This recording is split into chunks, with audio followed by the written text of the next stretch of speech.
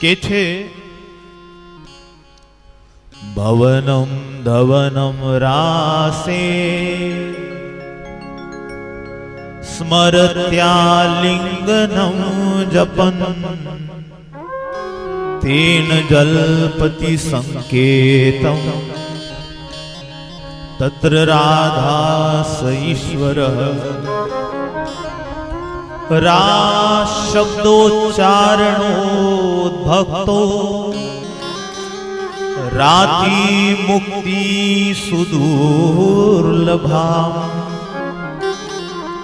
ધા શબ્દોચ્ચારણા દુર્ગે ધાયતેવ હરે પદમ. આ વાત મહાદેવજી માં પાર્વતીને કહી રહ્યા છે કે હે મહેશ્વરી, મારા જે ઈશ્વર છે શ્રી કૃષ્ણ, તેમનો રાસમાં જે શ્રી પ્રિયા મહારાણી રાધા છે, એ મારા શ્રી કૃષ્ણ ઈષ્ટદેવ જે છે એ પણ શ્રી કૃષ્ણ રાધાજીનું સ્મરણ કરે છે. અને વાત સાચી છે, આગળ કથા આવશે. ભગવાને જ્યારે રાસ રચવાની ઈચ્છા કરી ત્યારે રાધાજીનું જ સ્મરણ કર્યું છે. વિક્ષરંતુ મનશ્ચક્રે યોગમાયા મુપાશ્રિત. એ યોગમાયા એટલે સ્વયં ભગવતી રાધા, એનું જ આવાહન કર્યું, સ્મરણ કર્યું. મહાદેવ કહે છે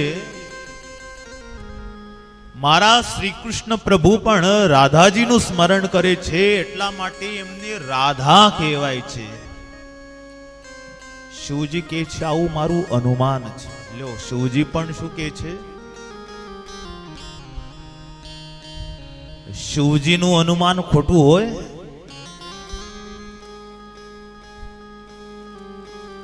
જ્ઞાનીઓમાં તો શ્રેષ્ઠ છે શિવ. કે છે હે દુર્ગે, ભક્ત પુરુષો રા શબ્દના ઉચ્ચારણ માત્રથી પરમ દુર્લભ જે મુક્તિ છે ને પામી જાય છે. ખાલી રા શબ્દોચ્ચારણો ભક્તો રાતિ મુક્તિમ સુદુર્લભા. જે દુર્લભ મુક્તિ છે એ મુક્તિને કોઈ આટલું જ બોલે તો રા બોલવાથી જ એની મુક્તિ નક્કી થઈ જાય. અને ધા શબ્દના ઉચ્ચારણથી નિશ્ચિત જ એને શ્રી હરિના ચરણમાં કે છે એ દોડતો દોડતો જઈને શ્રી હરિના ચરણમાં જ પહોંચી જાય છે. એટલે રાધા શબ્દનું ઉચ્ચારણ કરવાથી જો ક્યાં જાય છે?